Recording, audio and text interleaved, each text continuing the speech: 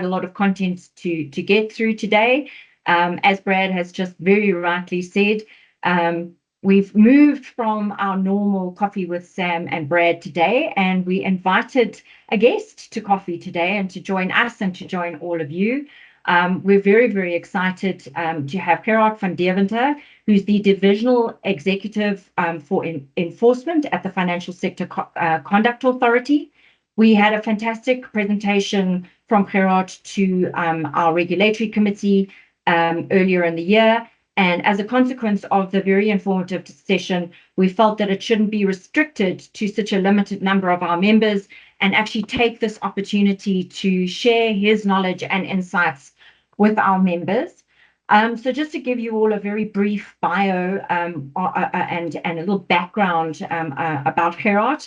He has a combined experience in prosecution and forensic investigations of over 34 years, of which 24 years have been spent managing a forensic team. I confess I would have loved to be a fly on the wall in some of those discussions and engagements. I bet the things that Gerard has seen and heard would blow us all away. He started his career in 1988 as a district court prosecutor and progressed to a senior state advocate in the High Court. And in 1995, he joined what was then the Financial Services Board, and is now obviously the Financial Sector Conduct Authority, as an investigator, and became the head of the Enforcement Department in 2018. And in 2022 became the Divisional Executive of the Enforcement Division of the FSCA. So as you can hear, a very, very strong pedigree and background from Gerard. And so I'm not going to spend too much more of your valuable time. I am really going to hand over to Gerard to impart his incredible wisdom and knowledge with you all. As I've mentioned, we're going to shut down the chat.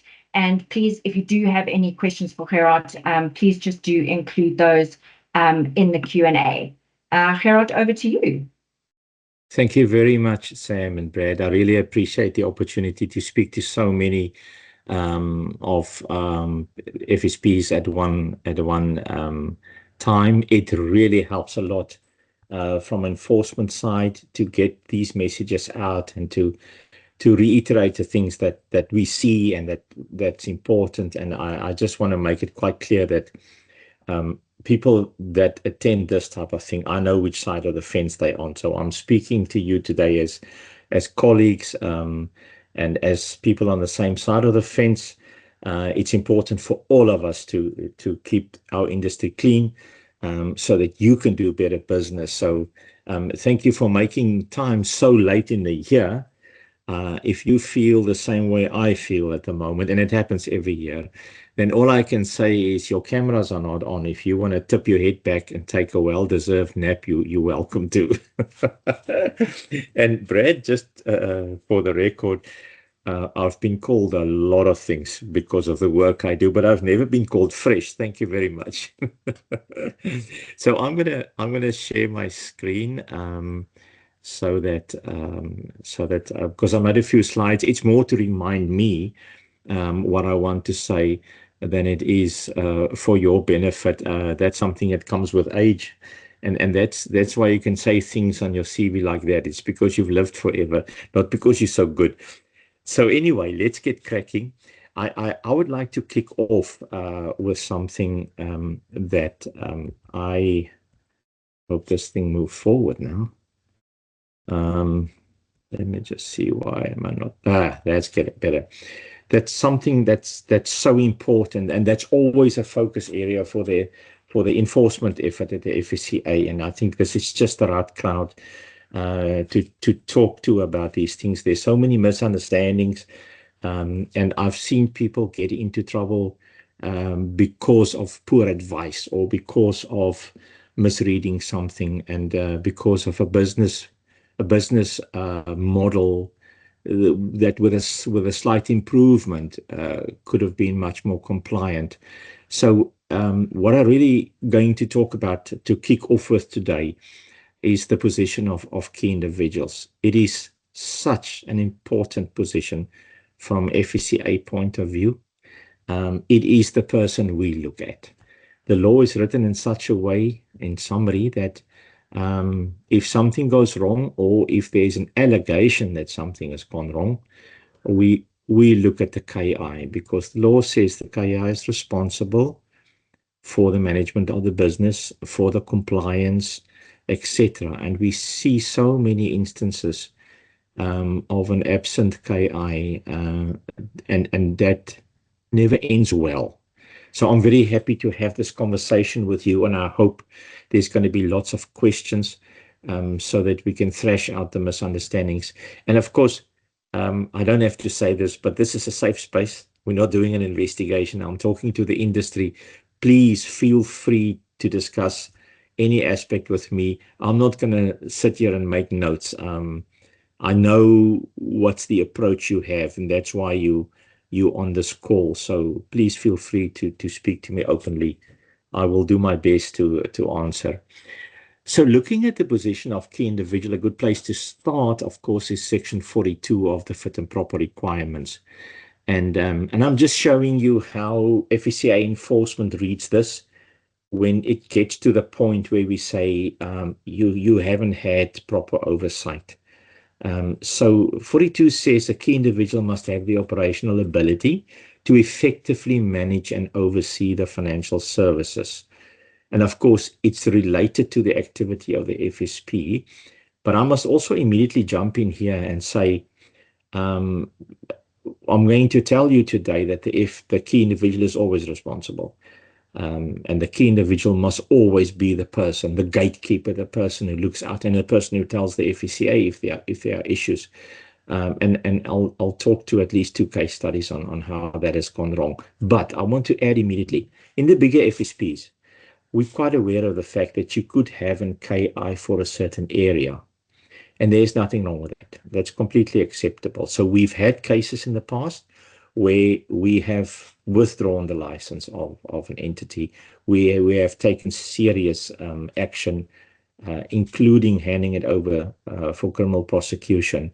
But in that entity, there were key individuals appointed for other areas. And of course, they are not to blame.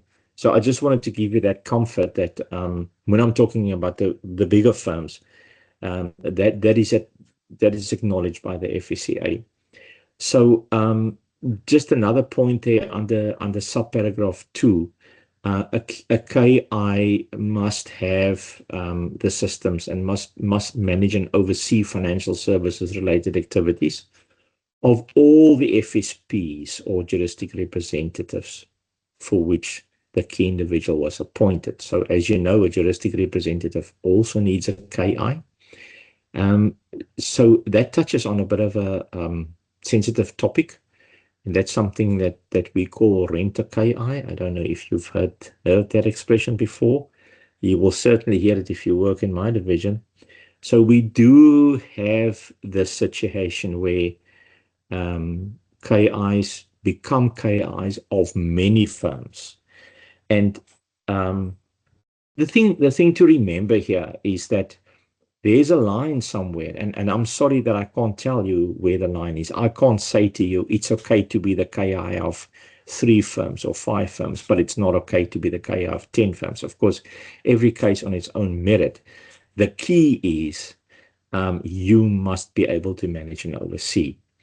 So unfortunately, what we see in the industry a lot is this rent-a-KI story. We get to the firm where inevitably, of course, something went wrong, and the KI is not really aware of what's going on. I've got some good examples for you a little bit later on, and that's because there's no way that KI can get around to everybody. If you're a KI of 10 different FSPs and juristic reps, then it doesn't matter how hard you work and how great your work ethic is.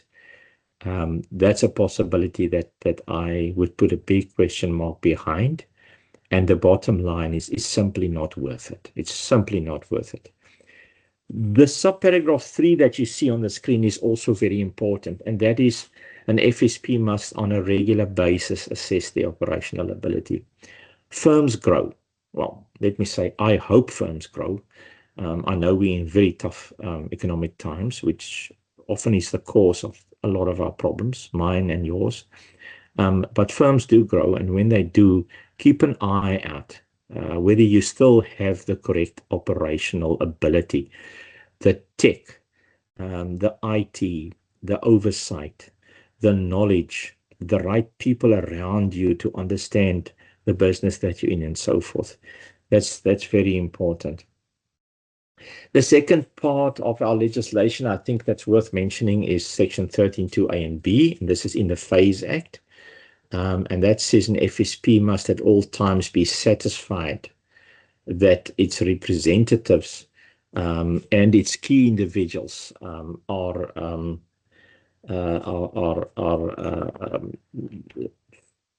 competent to act in those positions, and that they also comply with the fit and proper requirements.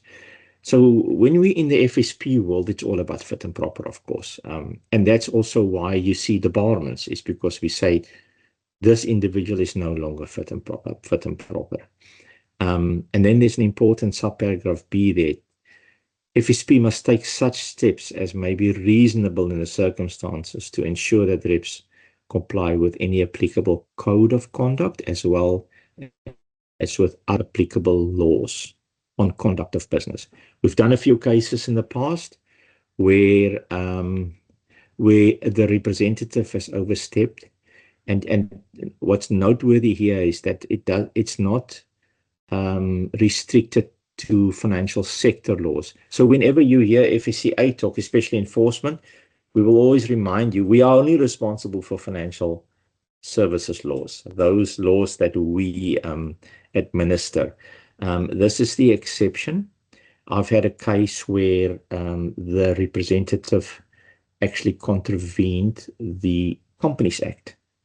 So we don't have jurisdiction to deal with a contravention of the Companies Act. But this Section B says if we can show that you contravened the Companies Act, then the FSP did not comply with Section B. So yeah, that's just something that's very important to keep in the back of your mind and to discuss with your compliance function.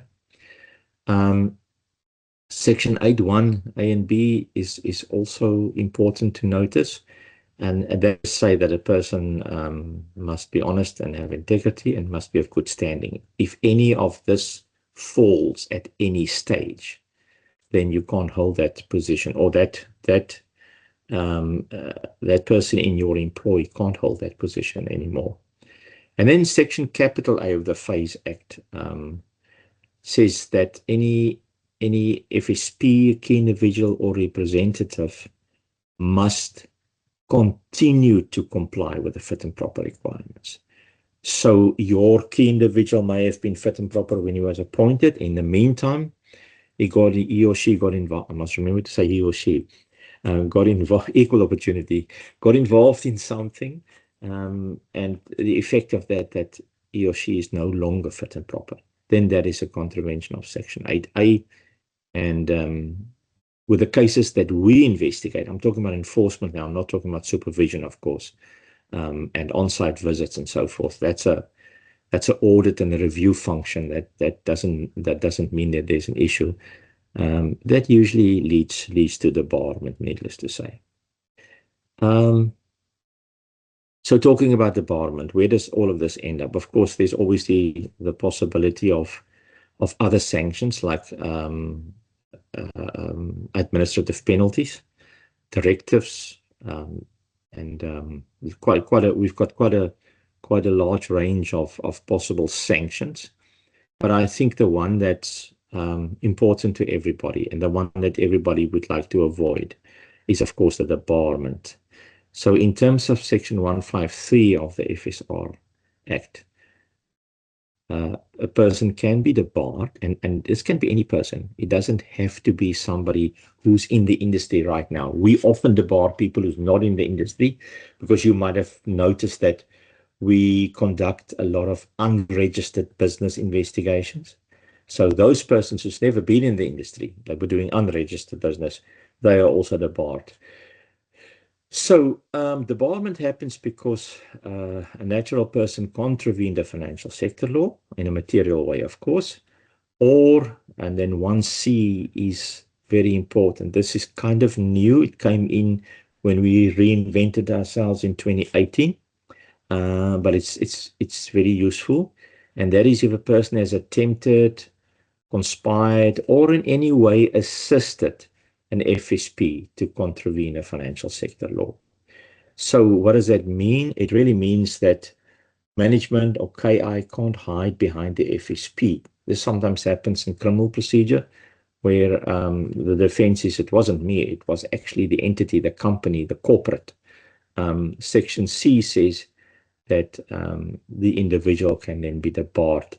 So the reach is quite far, and it's really worth it to be careful with how the business is run. I promise you I'll speak to one or two case studies just to illustrate what all of this means. And the first one mentioned, it's quite an old one, this. I'll never forget this case because the management of this FSP at the time told his investors that the reason why he can't pay out is because the FSCA stole his money. So I stood at our main gate surrounded by police and a whole lot of very angry investors that got off a bus, and I had to explain that I didn't steal your money. It's actually your FSP. And the way that was eventually solved is I said, pick 10 people and come into the office with me, and I'll show you the bank statements and our investigation. And everybody left to go home, including myself that day, that I'm very happy about. But let me tell you about JVN Asset Management, just to show you how easy a key individual can get himself into trouble, and sometimes completely without even knowing it. And while I'm on that topic, let me just say something about dormant. Okay, let me get to that when we get to dormant. So this was the KI. He was of advanced years, and he was the key individual for JVN, but he had nothing to do with the business. He seldom visited the premises for a cup of coffee. He had no idea what was going on in the business. In fact, he was told that the business is dormant. And as such, there's nothing that he should break his head about. Just relax, take your monthly fee, and sit on the stoop. That sounds great, but it is not. Another thing is he had no access to the bank accounts. So I'm not making the statement that a KI must have access to the bank accounts. But if I was a KI, I would certainly want to know what's happening in the bank accounts. I think that is very, very important. I would certainly want some comfort, because speaking from an investigation point of view, that is where you see the mischief. We start every investigation with getting all the bank accounts, putting that in a system and reconciling that and following the money and looking at who had signing powers and where did the money go from bank account to bank account. Of course, these days you have to add crypto to that, so quite a steep learning curve there, but we're on our way. So you have to know what goes on the bank accounts, and this case just illustrates that. This KI was given the assurance that the FSP is dormant. First red flag. Firstly, dormant is not always dormant, but if you are a key individual of a dormant FSP, that is a huge risk for you, because it may not be dormant and you will be held liable because you didn't have proper oversight. Secondly, if the FSP is dormant, there is a duty to report that from the side of the KI, because then the license should be lapsed. FSCA don't like dormant FSPs lying around.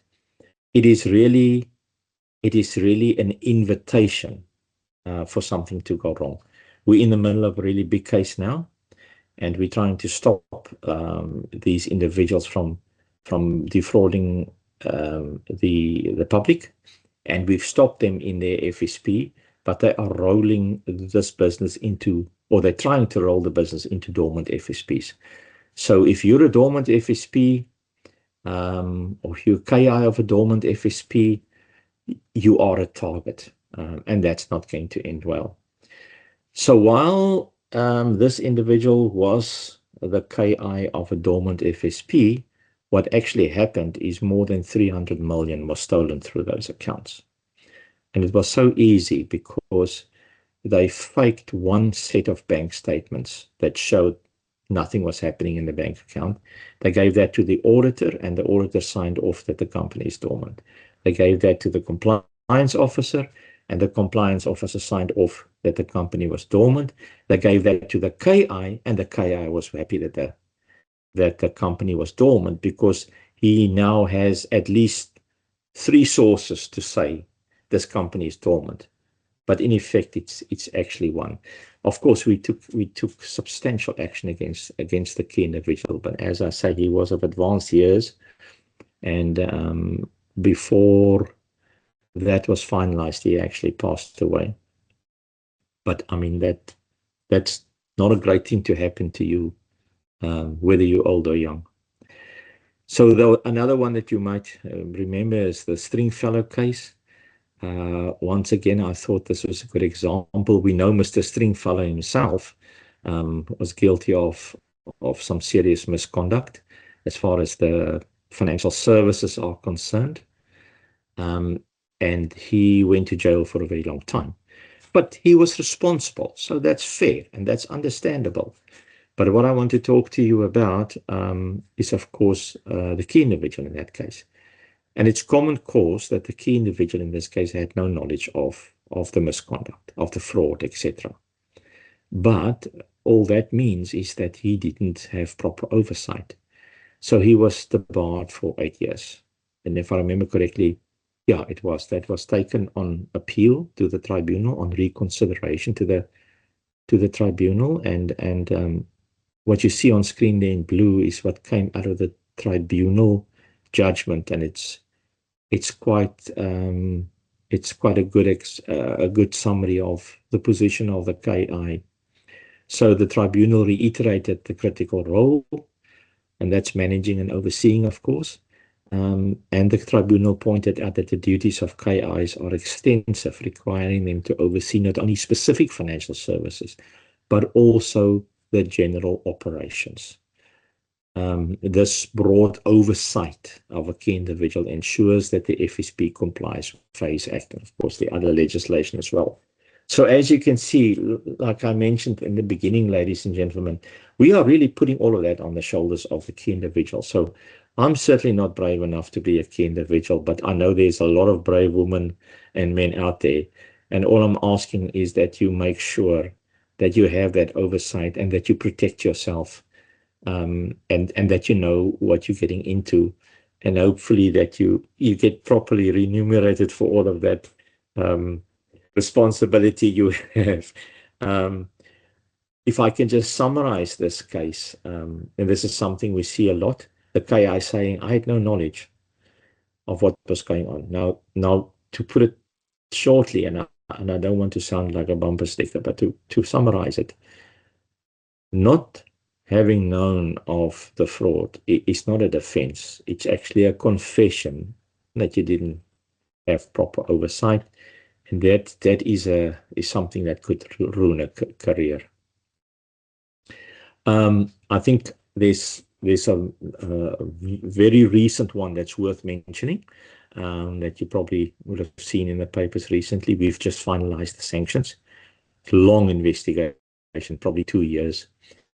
And it involved a whole lot of companies, a whole lot of people, and some of them knew exactly what was going on, and some of them did not know what was going on. So this is the Lion of Africa case, where Lion of Africa investments were invest contra mandate, and other clients as well.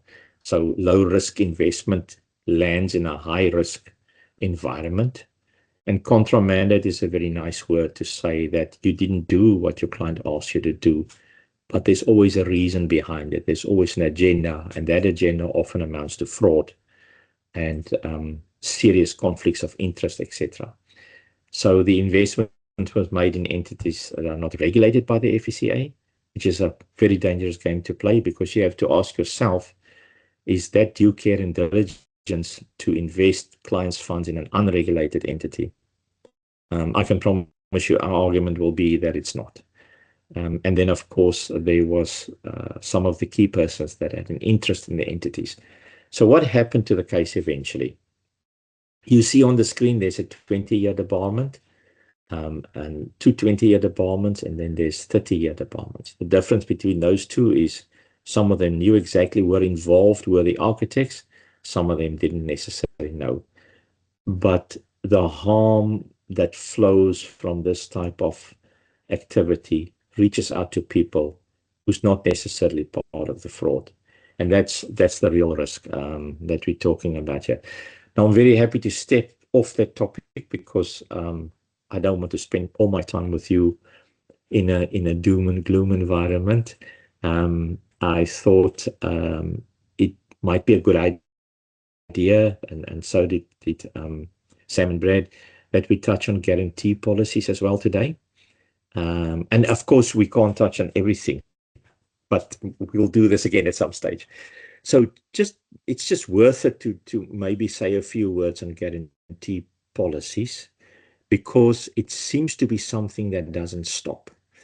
So what I'm referring to for you who've not been involved in that type of thing, it's really a construction issue where construction companies may be successful in a tender, usually for a state entity or a municipality, and then they are required to produce a guarantee for the work to be finalized. And if the work isn't finalized, then of course, then the client will call on the guarantee policy to fulfill that. I wish I had that when I had my first house built.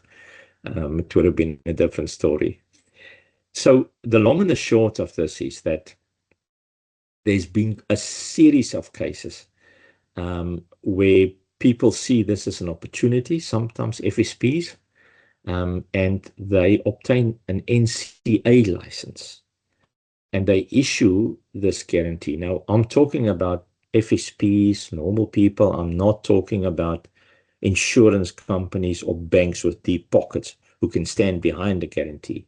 I'm just talking about normal firms, small businesses, sometimes one-man bands, issuing these guarantees. It's those guarantees are then accepted. So you can immediately see the risk here. If something goes wrong, there's going to be nobody behind that guarantee. And that's why we've been working very hard to root this out. I've had numerous conversations with National Treasury to get the message out to municipalities and state entities that they should not accept these type of guarantees if it does not come from an insurance company, because it can also come from a registered bank. It's a different type of guarantee, but I'm focusing on the guarantee policy here. So our view is no doubt that it ticks all the boxes for a guarantee policy, which makes it an insurance product.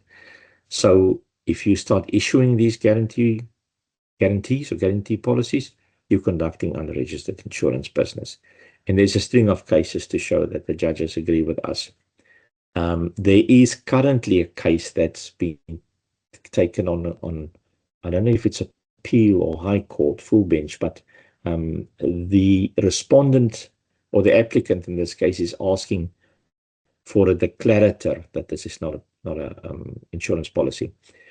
But every single appeal in this environment has been decided in favor of the FSCA.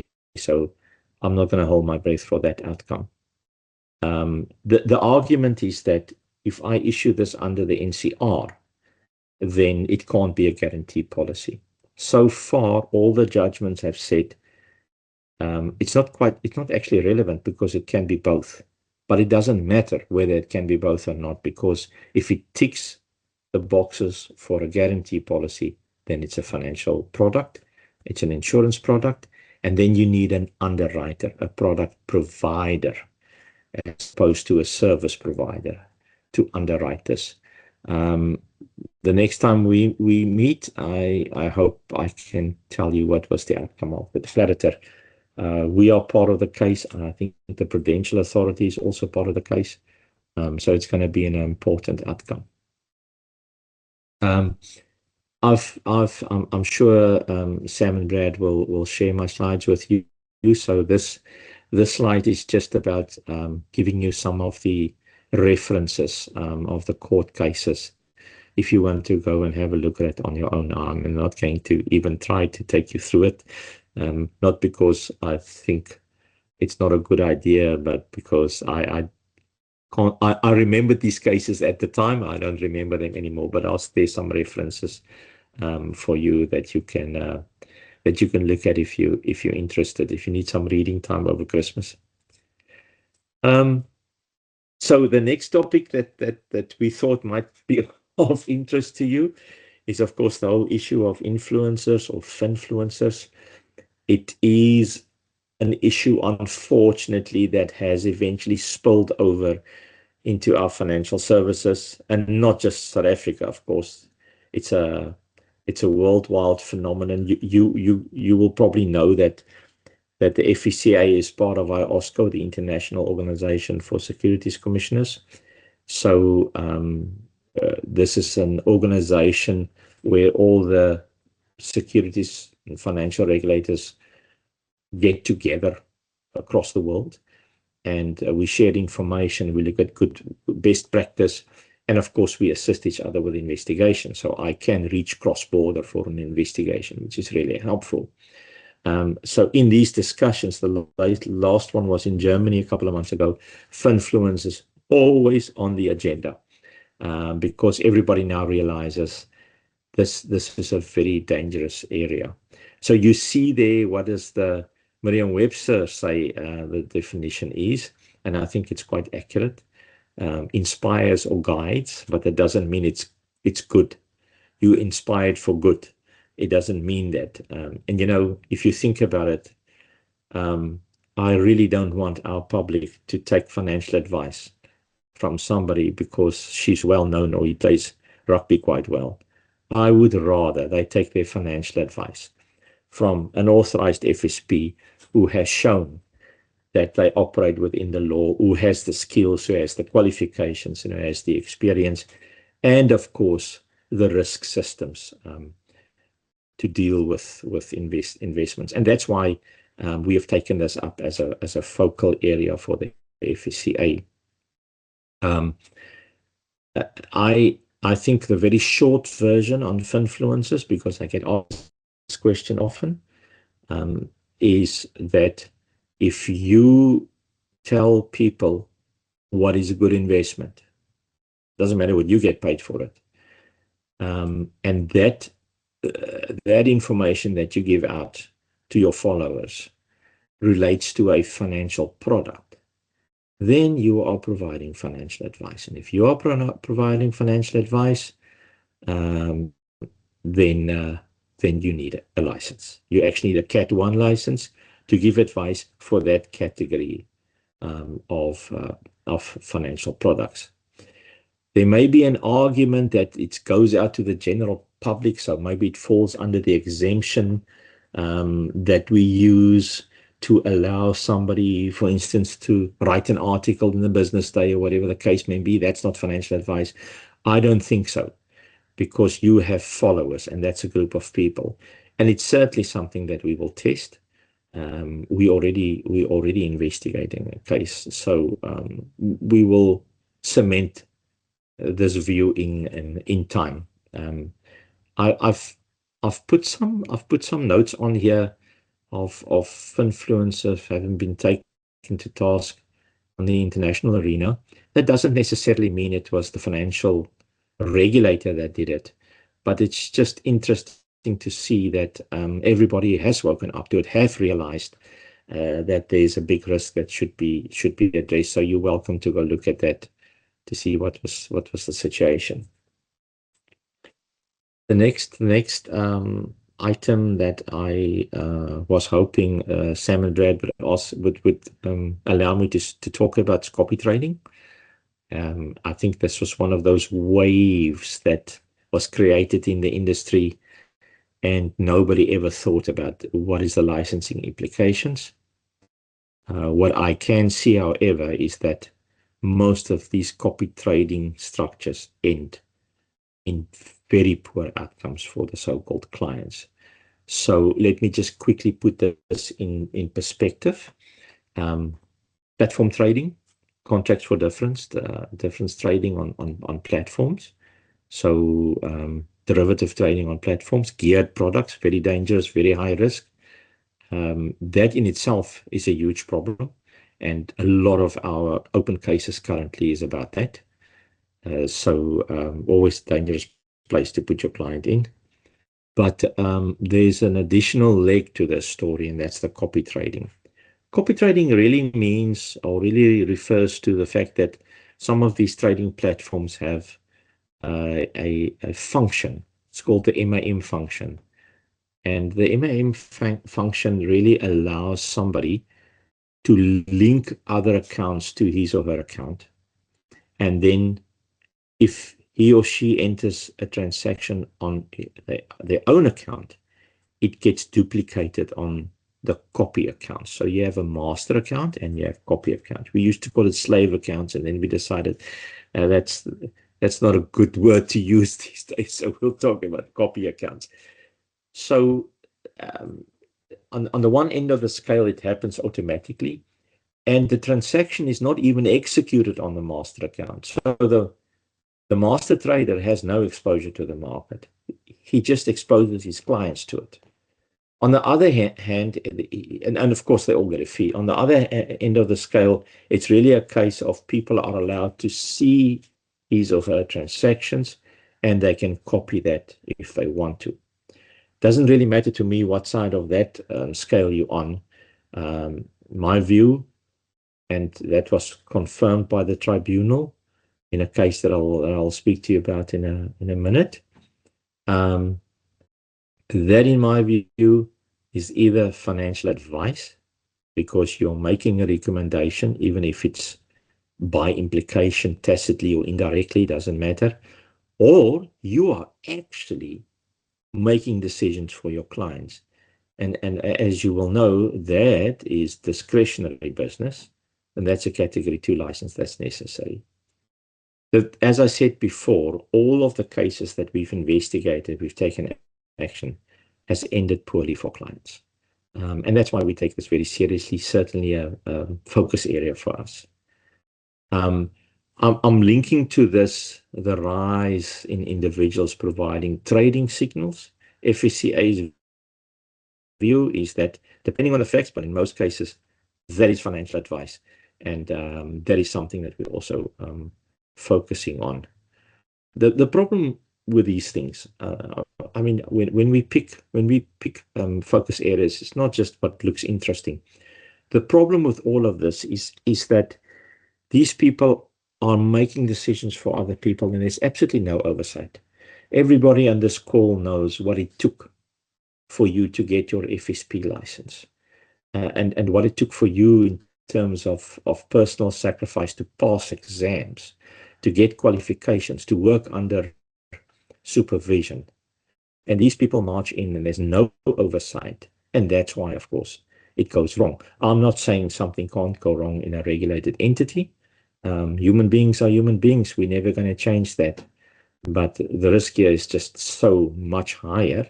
And the statistic certainly shows that.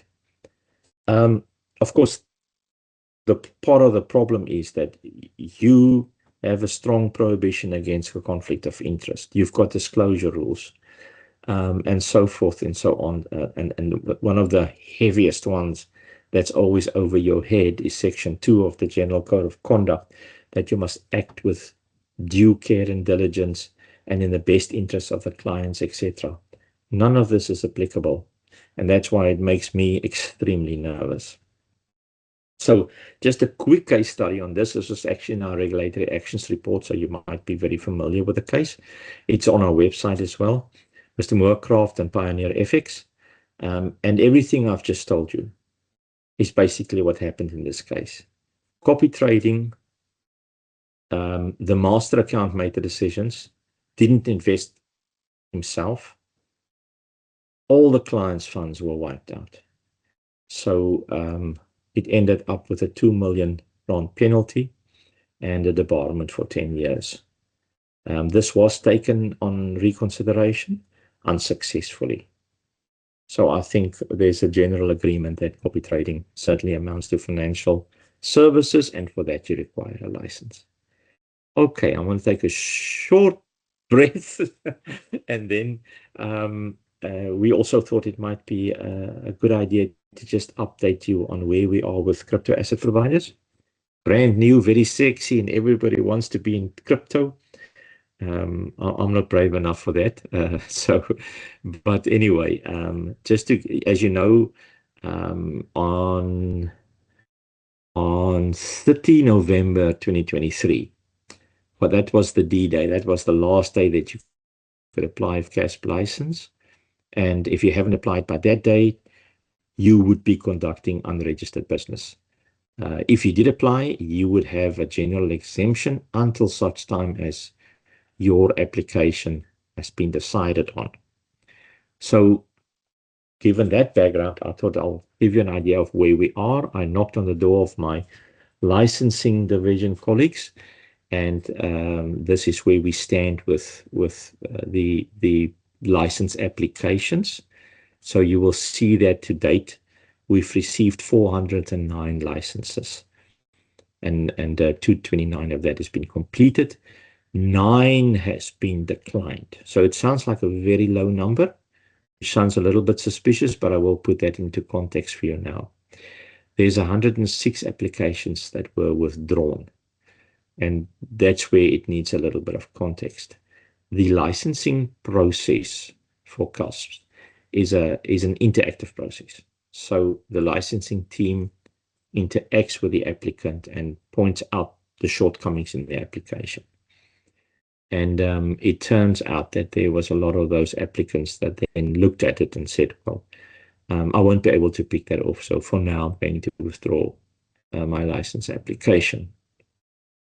I think people see this as just another category they can add to the FSP license, but it's not actually that simple. It does require specialized skills.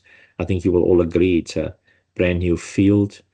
And it needs very specific skills that is a little bit scarce at the moment, of course. I know because I'm recruiting for a crypto expert in my investigation team. So in November, 19 of these applications was taken to our licensing committee. I can't tell you the outcome yet. That'll be made public. But I can tell you that at the moment we have 59 cases under consideration, applications, under consideration. And you can see the split there between brand new applications, people who's never been in an FSP before, 35, and then FSPs who wants to add it to their license category, and that's 24. So it's that's kind of both of those options are, I would say, very close to 50-50, but I've never been good at math. The type of applications for exchanges, for digital asset custody services, online trading platforms, asset tokenization, portal services, arbitrage. So it's really the whole range of possibilities.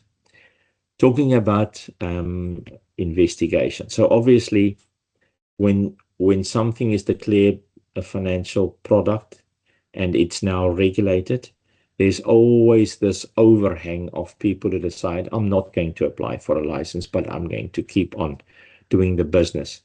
So in enforcement, we geared up for that because we knew that was coming.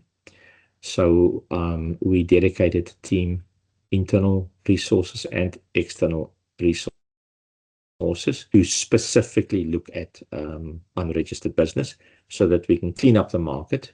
Very important also for level playing fields, because if you've gone through the trouble of getting a license, you don't want to see your neighbor doing business without having a license and the cost of regulation.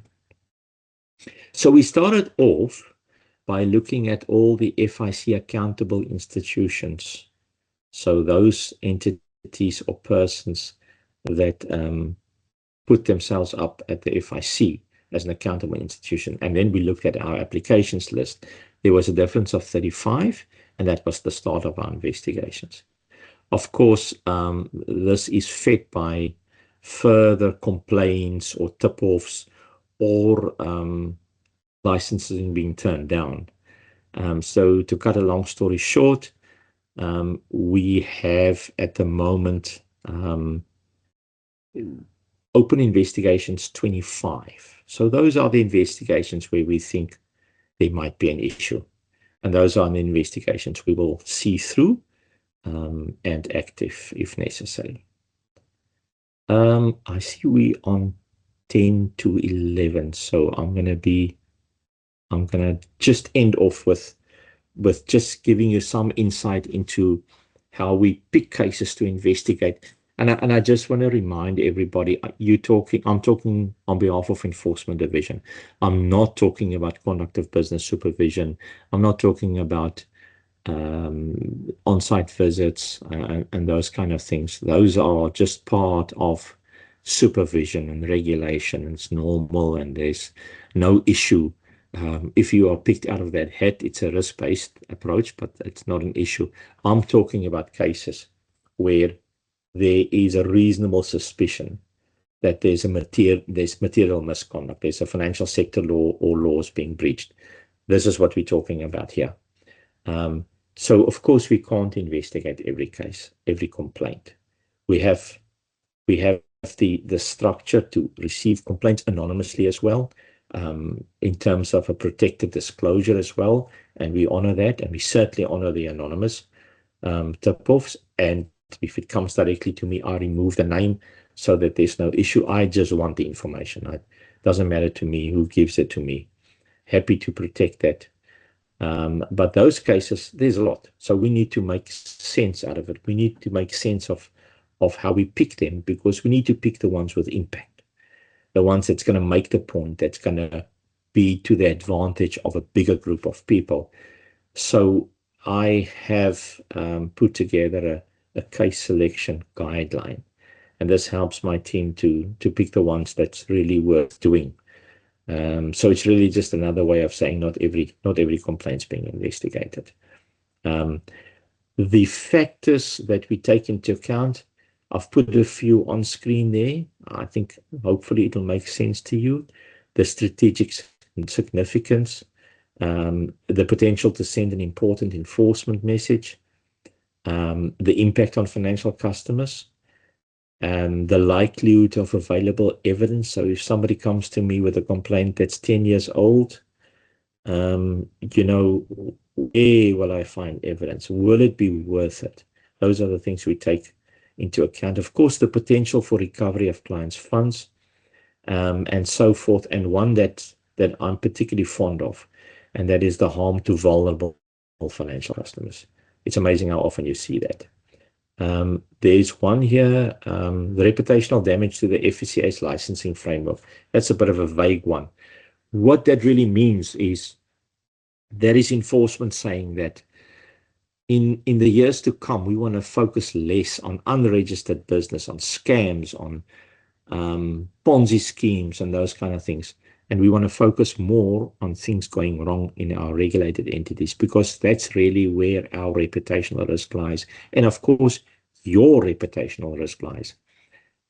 If a fellow FSP goes down the drain because there was misconduct, then the trust in the industry drops. If it's a scam and a Ponzi scheme outside the industry, to me, that's part of life. It will always be there. So I promised Sam that I will finish before dinner. So I'm going to stop talking now, and I'm going to stop sharing, and I'm sure that there'll be some questions. Thank you very much for listening so patiently. Gerard, thank you so much, really, for putting such great slides together, so informative, great positioning for our members. I see we have shocked them into absolute silence, but I know that Brad and I, on reviewing the slides and having engagements with you, certainly have some questions. So I am going to hand over to Brad to raise some of those questions. And please, members, if you do have anything, the Q&A function is available. There is time. Do drop anything in that you might have. Brad, over to you. Thanks, Sam. Again, Gerard, I think Sam might kill me for this, but throughout our coffee sessions and our webinars, I think for Sam and I, our goal is that we really would like for members to finish their coffee and leave these sessions feeling inspired, relieved, and or informed. and I think I can speak from my side, all of the above. So just to get into a bit of detail, at the top of your presentation, Gerard, you obviously explain the landscape in terms of what a KI should do, shouldn't do. Do you forget that you should be responsible for this XYZ? A question from a member, verbatim. Where the FSP has multiple KIs, can a KI have an agreement with that FSP to only oversee a specific area of that FSP's business, i.e. a specific line of business? Or by virtue of them being a KI, are they automatically responsible for oversight of all the functions of that FSP? That's a very good question. Thank you, Brad, and thank you for the member who raised it. So I touched on it briefly while I was speaking. You have to understand that it doesn't matter what your agreement with your FSP is, the law overrides everything. So you are responsible for what the law says you're responsible. But I hasten to add that, as I mentioned before, with the bigger firms, I don't think it's realistic to imagine in the bigger firms that you're going to have a KI who's responsible for everything. So the FSCA certainly acknowledges that you are appointed for that part of the business, and that's also how the law reads. So you could be appointed to oversee the short-term insurance business, and if something goes horribly wrong in the investment business, there's no way that you can be held responsible. And I have no doubt that if the FSCA should attempt to do that, that will be a very easy appeal to win for the member. So no, absolutely not. But if you have been appointed in general terms and so forth, then saying I didn't know what happened in the other division is not going to be a defense. Thank you. Thank you for the clarity, Gerard. I think, for some members that this might be a reaffirmation, great. And for some members, we hope and pray that this is a light bulb moment, so that with all due respect, they don't find an email from your department. So I think it's a win-win either way. And just, I think, one more question on your key individual slide selection is, I don't know if this is an easy question to ask, Gerard, but how do we overcome this sort of scenario to ensure that we don't have a repeat of this? Is it just a case of going back to good old the FASE Act and the General Code of Conduct and essentially re-educating oneself in terms of what the KI needs to do, should do, has to do? Or is there some other intervention that could be undertaken? Yeah, thanks, Brad. That is such a useful question. I think to start off with, yes, go back and make sure you understand what is your responsibility and get advice. I mean, that's always the big thing. You have a compliance officer. His job is to guide you through the phase framework that can sometimes be not that easy. Please don't quote me, but I mean, it's difficult legislation sometimes to understand where exactly you fall. So I think make use of your compliance officer, and your compliance officer must have the answer, or he must get the answer for you. I want to say you can also speak to the FSCA, but of course, we're always happy to talk to members on specific questions. We are very wary of questions to the FSCA sometimes that has an hidden agenda behind it. I've seen that many times.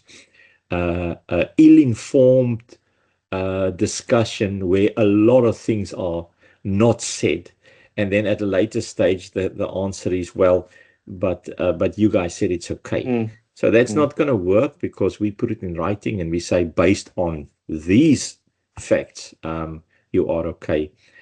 So it's a bit of a risky thing, but that doesn't mean that we shouldn't speak to any of our members. And if you're uncomfortable with the advice you got from your compliance officer, then of course speak to us and see. But training, and of course attending days like this, I mean, this type of organization, this is where you come across detail that you probably never thought about, and that is so very, very valuable. But I think very heavily rely on your compliance. And of course, the last tip, and you can't believe that I need to say this, but listen to your compliance officer's advice, of course. Yeah, I think that's such a valid point, and I know quite regularly we get queries, and very often my first response to a member will be, have you engaged with your compliance officer, because they're the ones who will know and be involved with your business. I see that there is a hand up, Rudolph. Unfortunately, mics are disabled. And I understand from some just separate feedback that I've received that the Q&A is not working, and hence why we may not have received some questions. Please, can I ask that if anybody does have any burning questions that we have not been able to address today, I am mindful that our time is up, to mail those through to either Brad or I. We will ensure that we get those to Gerard and get the answers to those questions. We apologize for the technical glitch. There is unfortunately always something, as is the way. But we will look to support you outside of this. We also just wanted to let you know that unlike previous Coffee with Sam and Brad sessions, this has been CPD accredited. So in due course, and we will let you know when your certificates will be available on the FIA CPD platform. And once again, Gerard, thank you so much for your time, your engagement, the interesting case studies. As I said at the outset, oh my gosh, the things I am sure you have seen and heard that you can't possibly tell us about, but I would itch to be a fly on the wall. And we are always so privileged to have you to present to us and talk to us, and your willingness to engage with the FIA really is invaluable to us and our members. So thank you again so much. And Karen, if we can just add, you are always welcome to Sam and my coffee shop. So anytime. Always welcome. Thank you very much. And once again, thank you for the opportunity to reach so many people. It's such an important part of my job to get the message out, and media plays an important role, but sessions like this is extremely valuable. And yes, you're right, I have seen a lot, and sometimes it makes me laugh and sometimes it makes me cry, but you know, that's just the way it is. And all I want to say to all our FSPs and members out there is, you know, I do, notwithstanding the fact that I only see the bad part, that is not my view of the industry. Statistics of FSPs versus licenses withdrawn, etc., and I have a strong belief that we have a big component in South Africa of good people that gives good advice. Yes, if I don't speak to you again, have a wonderful rest period. Much appreciated. Thank you, Gerard. Likewise. Have a great rest of your day, and thank you, members, so much for joining us. We will be sharing the recording and the slides in due course. Thank you, members. Thank you, everyone. Bye. Thanks, everyone. Bye-bye.